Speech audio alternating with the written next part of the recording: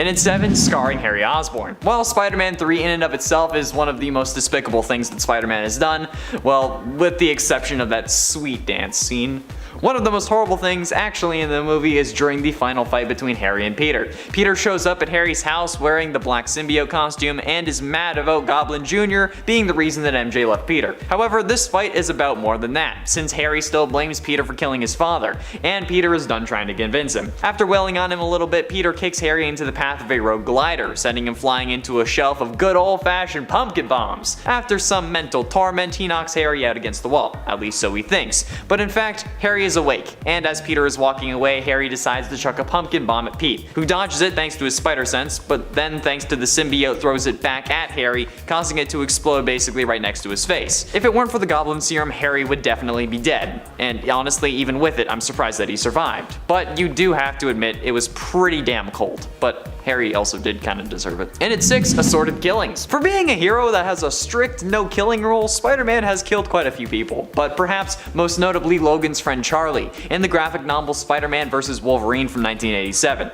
The plot of this is that both Wolverine and Spidey end up in Berlin for their own reasons, and as the title suggests, Wolverine and Spider-Man end up fighting each other. In a graveyard, to be exact. The fight is actually a good one, with Spidey even having the mindset to kill Wolverine because Logan might kill him first. They don't know each other that well at this point. The fight ends only when a helicopter of bad guys shows up looking for Logan's friend Charlie. Wolverine wanted to help his friend stop killing, but now since this helicopter showed up, Wolverine wants to kill her quick, since, you know, they aren't going to. Which he doesn't actually have to do because Spider-Man does.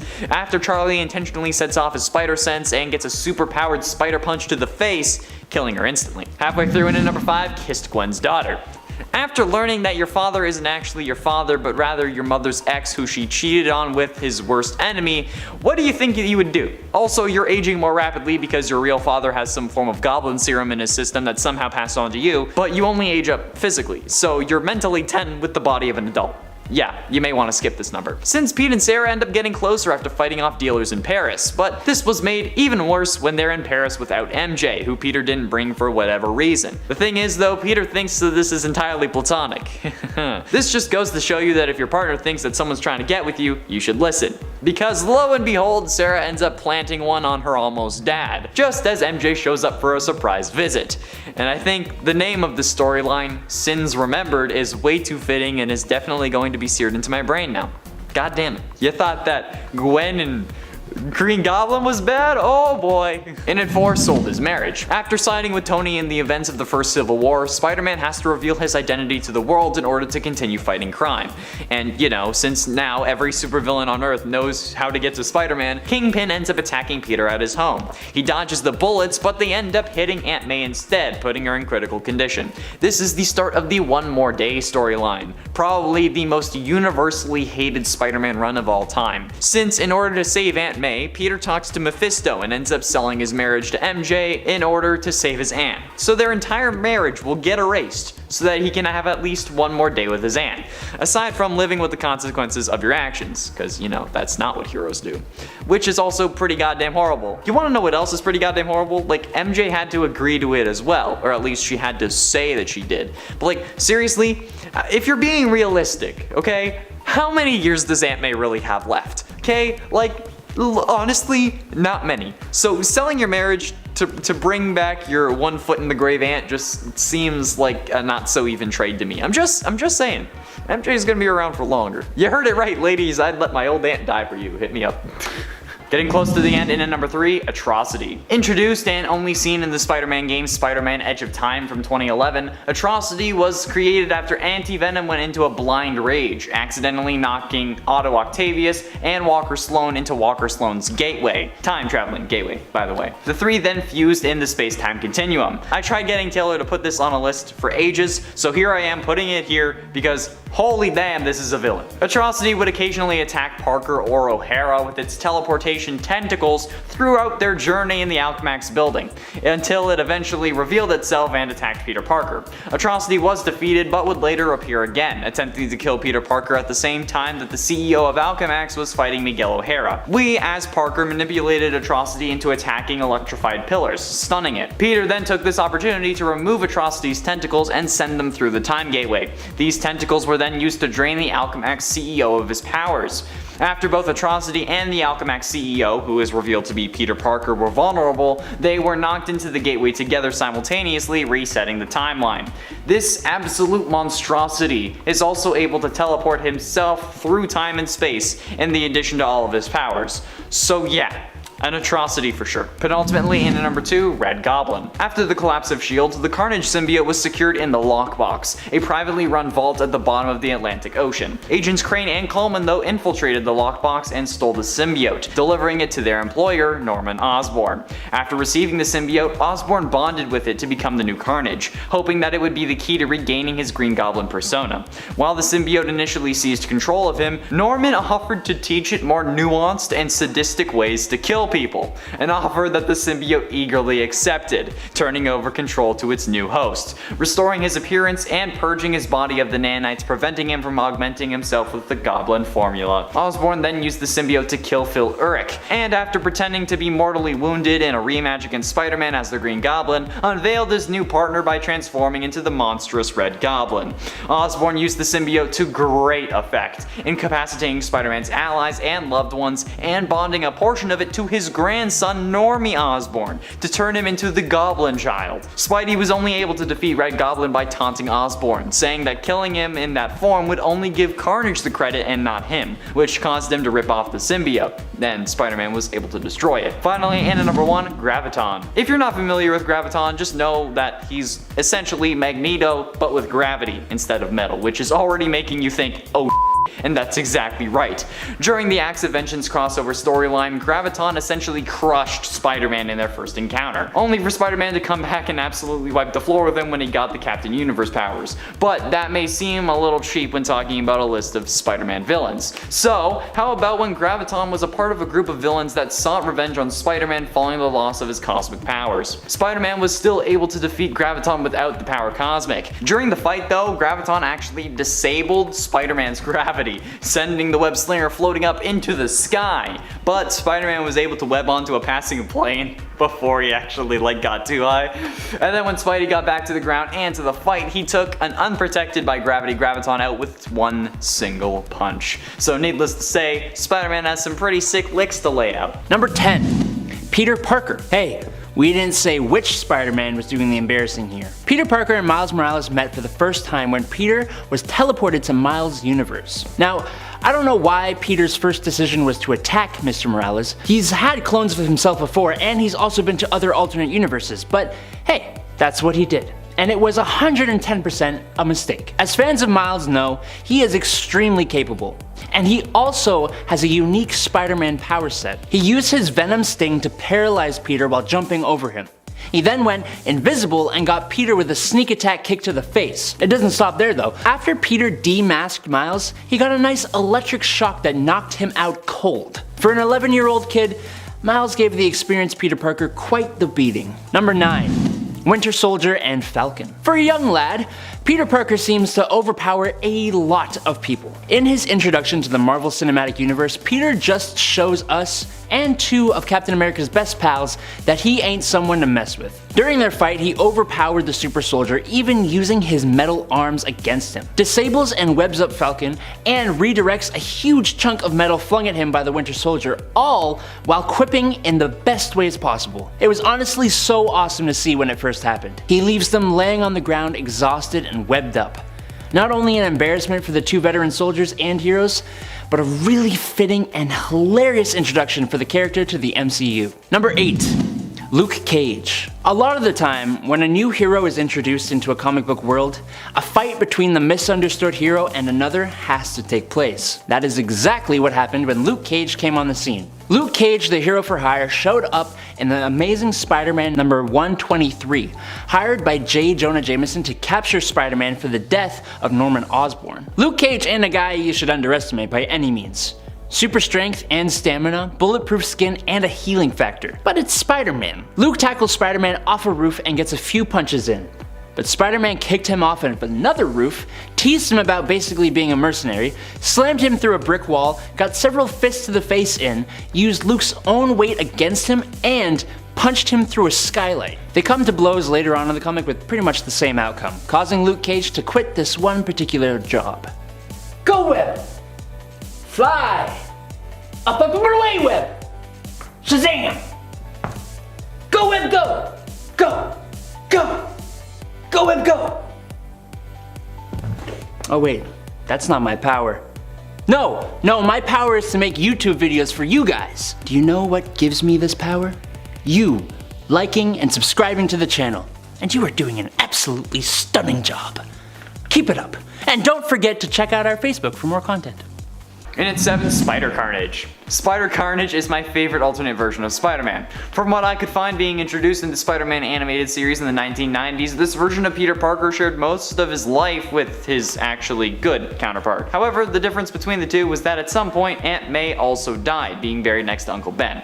But thanks to some messing around with interdimensional portals, a version of the Carnage symbiote sensed Peter's anger and combined with him, turning him into Spider Carnage, a villain set on revenge and the destruction of all realities. Peter Parker with the Carnage symbiote and then a desire to destroy reality, oh my god. However, he was ultimately defeated when the main series Peter brought the Uncle Ben from another universe to talk to Spider Carnage and actually brought him down and made him sacrifice himself to save all reality. Damn, I love this show, I really do. If you haven't seen it, it's on Disney+. Please watch it if you can, it's so good. And at 6, Morlun. First appearing in Amazing Spider-Man Volume 2 number 30 in 2001, Morlun is one of the most influential Spider-Man villains of all time. Morlun is potentially the biggest threat Spider-Man has ever faced, even if he isn't the most powerful, since defeating him ended up requiring a whole multiverse of spider people, or as the comics were calling them, spider totems, to take him down. Coming from Earth 1, Morlun uses these spider totems to stay alive, feeding on their energy and casually just hopping around from universe to universe, squashing their spider person. This guy is the backbone of the Spider-Verse concept, and a load of spider totems had to team up in order to actually beat him, but not without massive casualties. So definitely a powerful villain that ended up losing overall, but maybe I guess he didn't lose since he did kill off multiple spider people before his actual defeat. Well, I mean, I guess it depends on how he looks at defeat and what his definition of the term is, since some people could consider killing one person a success, so who knows? Halfway through, and at number 5, Venom 2099. Venom 2099 is actually Kron Stone, the son of Tyler Stone, and as revealed later on, the older half-brother of Miguel O'Hara, who is the Spider-Man of 2099. Talk about family issues.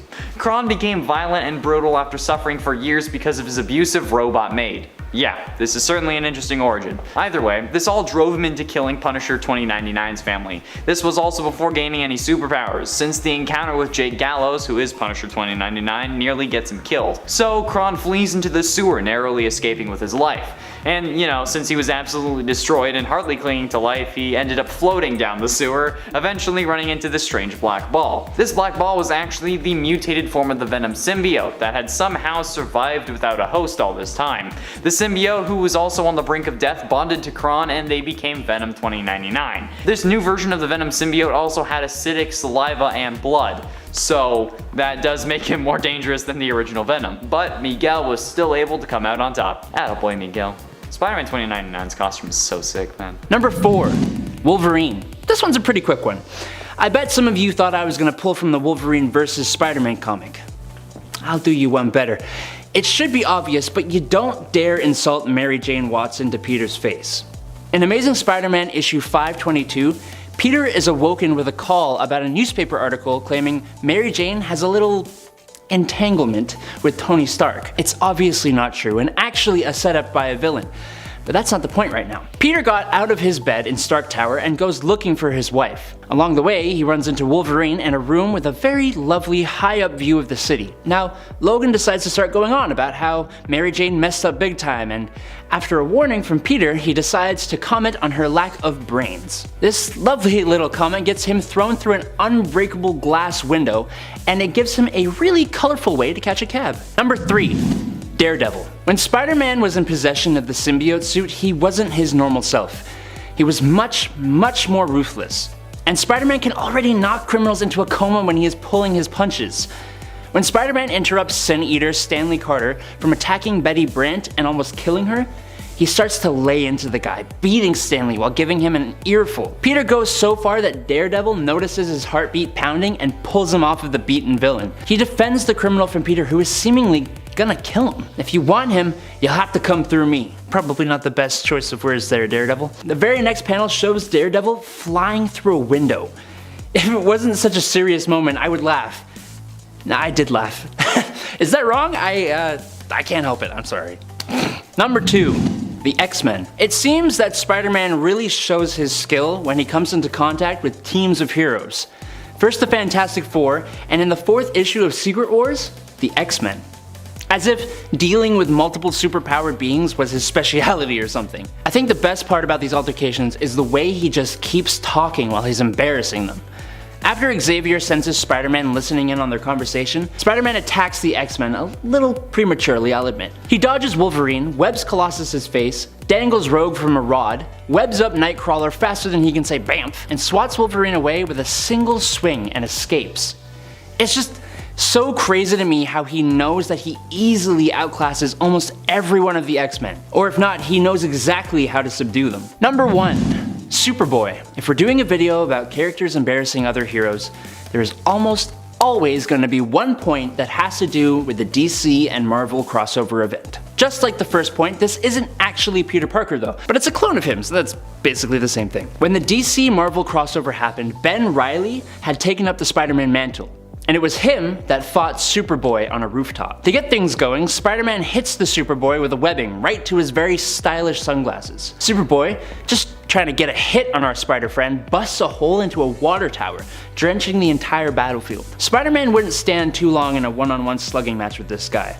But that's not his specialty anyways. Just as Superboy is about to land a flying blow into Spidey, he jumps out of the way, firing webbing all over the guy and leaving the soaking wet Superboy to fly straight into an electrical box, taking him right out of the fight. Almost let a little girl die in surgery. In Amazing Spider-Man number 700, Doc Ock switches minds with Spider-Man, sort of. Doc Ock, now in Spider-Man's body, is exposed to all of Peter's memories and experiences, and it definitely has an effect. He decides to become a superhero, calling himself the Superior Spider-Man. However, in the first issue of Superior Spider-Man, it's revealed that a portion of Peter is still residing inside of the body, and it has some control over Doc Ock's actions. So later in Superior Spider-Man number 8, the Superior Spidey finds a device that he can use to get rid of the last bits of Peter Parker that remain in his brain. However, in order to gain access to this device, he first has to perform surgery on a little girl. So this leads to a scene where Ghost Spider-Man is like in the background, basically trying to prevent Doc Ock from doing the surgery, knowing that Doc is going to finish off Peter Parker after he's successful. However, Peter does eventually relent and Doc succeeds in his surgery,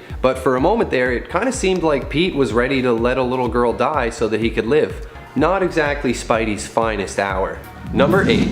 Allowed a kidnapping. In Amazing Spider-Man number 112, we see Spider-Man really worried about Aunt May. She's gone missing after Gwen Stacy gave her a hard time for meddling in Peter's life too much, and he spent most of the previous issue searching for Aunt May. In this issue, we see Spidey has become so distracted, he doesn't even notice this guy getting kidnapped nearby. What's worse, when Pete does notice this guy, who also notices him, he starts the classic Spidey monologue about how helping this poor slob will take hours. Hours he could spend searching for Aunt May. He actually leaves the guy to get kidnapped, saying, maybe someday I'll have the courage to face myself again. Damn, Pete, you could have easily stopped and saved this guy. If that wasn't bad enough, later on it turns out that Aunt May wasn't even missing, she just had a new job. Way to go, Spidey. Number 7. The Hulk. In terms of raw power, Spider-Man stands absolutely no chance against the Hulk. I think his spider sense may give him some kind of advantage, but there is no way he is lasting long in that fight. Unless he gets a power boost in the form of, I don't know, the power cosmic. Oh, that's exactly what happened in the Amazing Spider-Man issue number 328. The Grey Hulk, who yes is a bit weaker and logical compared to his Savage counterpart, is hired by Sebastian Shaw to target Spider-Man. Money's always a good motivator. Unfortunately for Hulk, Spider-Man has been going to the cosmic gym and hitting the cosmic weights. He lands some pretty heavy blows on the Grey Goliath and even blinds him with a new I-beam power. When some kids are put in danger though, Spider-Man ends the conflict quick by punching the Hulk into orbit and then saving him before he suffocates, standing all confident with his hands on his hips and like that. Number 6.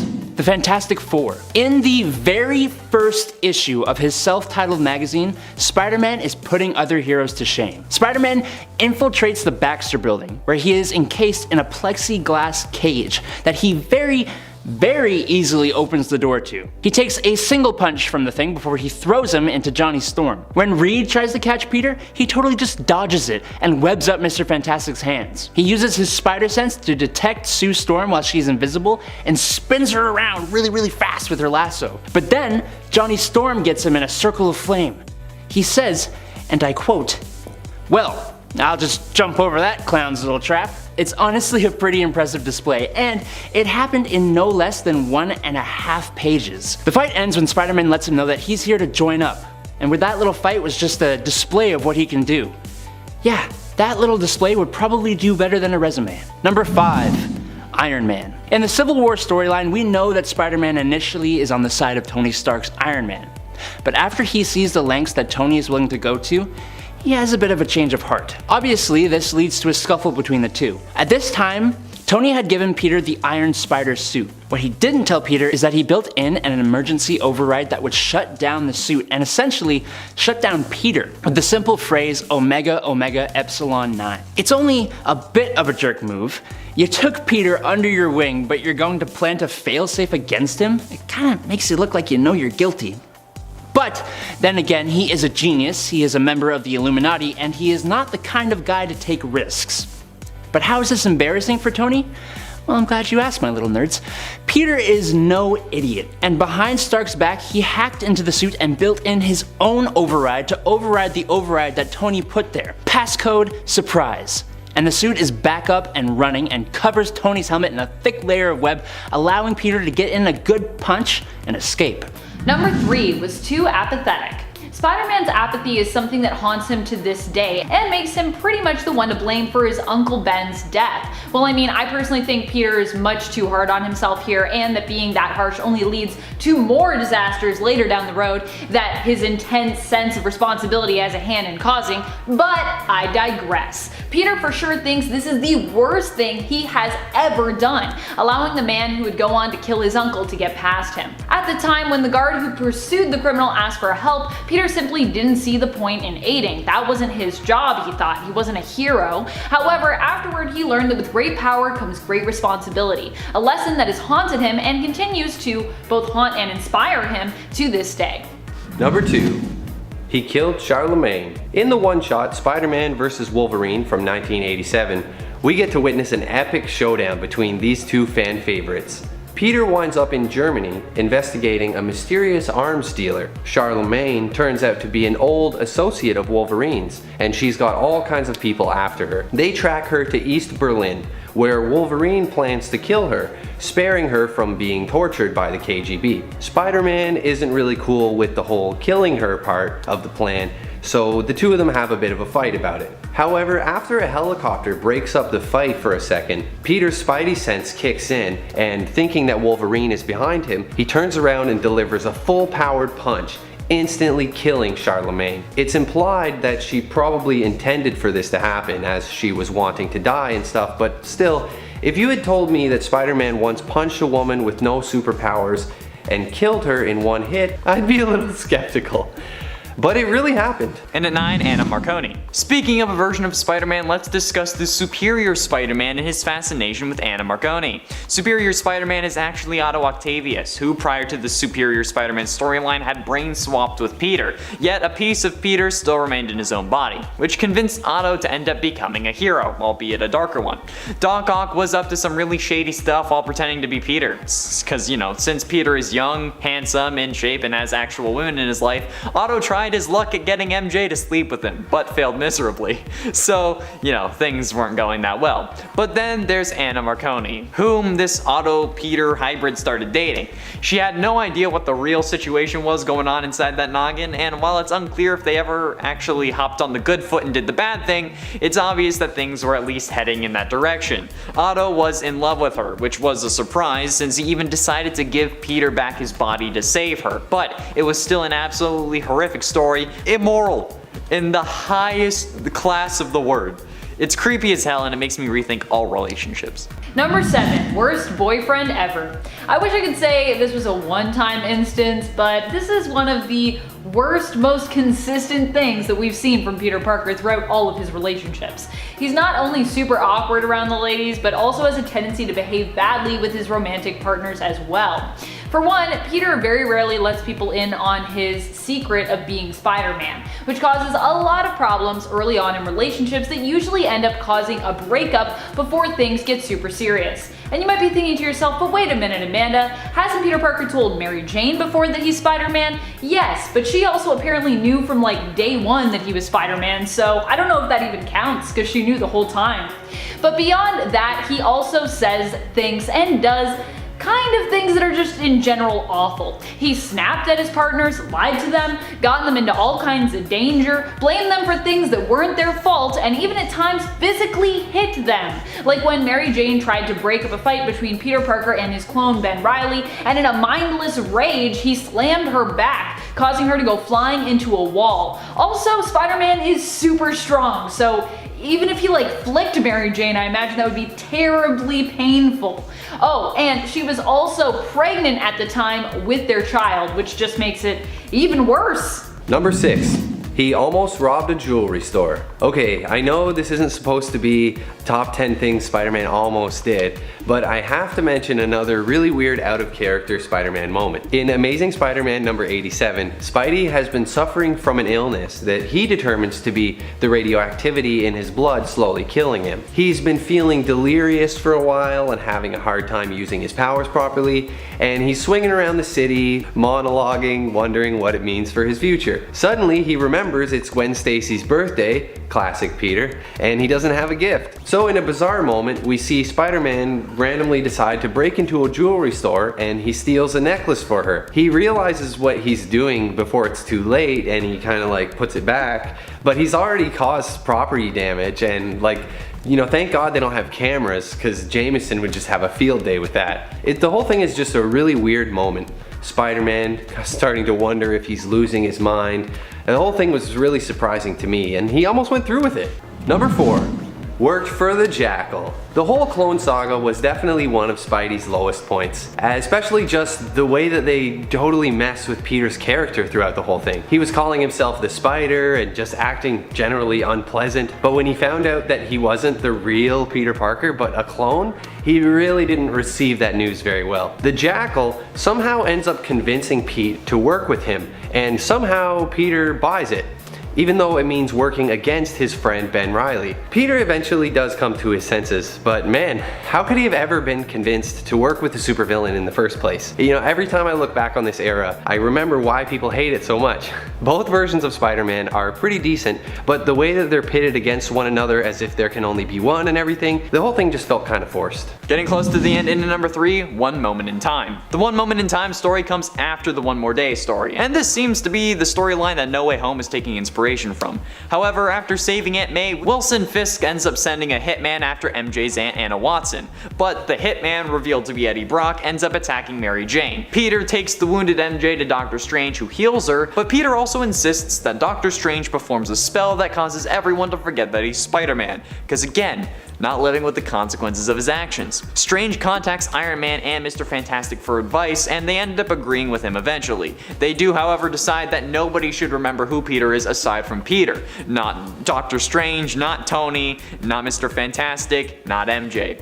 But Peter, being Peter, jumps out of his protective bubble and grabs MJ and pulls her in before the spell's complete. They wake up in a motel and Peter explains what happened. Mary Jane asks why he couldn't just let her forget, and then she explains that she can't be with him because it's only a matter of time before somebody rips off his mask again and they go after her family, and that's a danger that she can't let happen. Back in the present though, Mary Jane also explains that he has to move on and find somebody who can be with him. Should have just let her forget it, man. Penultimately, into number 2, hit Mary Jane. To get things straight, I understand that finding out that you're actually a clone and that the real Peter Parker has been living his life for the past few years as Ben Reilly because he thought he was the clone would be pretty earth-shattering, but nonetheless it doesn't excuse this behavior. You may be under a lot of stress, but you never hit or take it out on your partner in any way whatsoever. No matter what gender you are or aren't, you just don't, okay? But Peter didn't get that memo for a minute, since in the Clone Wars storyline after finding this out, Peter and Ben are in the middle of a scrap. Mary Jane admittedly doesn't make the brightest move though when she attempts to break the two up, but Peter instinctively backhands her across the room, a moment we see referenced in Spider-Man 3 in the cafe that MJ works at. However, in the comic,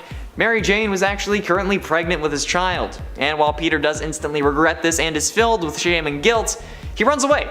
He doesn't check on his pregnant wife. He flees and joins up with Jackal, so yeah. Not the finest moment there, dude. Finally, in at number 1, killed Mary Jane. I know I say I hate talking about this, but honestly, if I have to suffer through this knowledge, so does everyone else. It's like my own way of being a supervillain. In the Spider-Man Reigns storyline, it's revealed that Mary Jane is dead, but it's also revealed later on why she's dead, since she was married to Peter, and as I've mentioned, did eventually want to have kids with him. The thing is though, a radioactive spider biting your hand does more to a man than lets him stick to walls and perform incredible acrobatics. It also fills that man with radiation, and anything else he feels also gets filled with radiation, if you catch my drift. Whether you're role-playing a lab experiment or not, that's what ended up happening after all, since Mary Jane ends up dying of cancer thanks to the radiation that Peter was packing in those swimmers. Yeah, it's absolutely horrible, and while yes, it's a question that everyone had, it's not something we ever wanted an answer to, especially if this is the way that it was gonna go.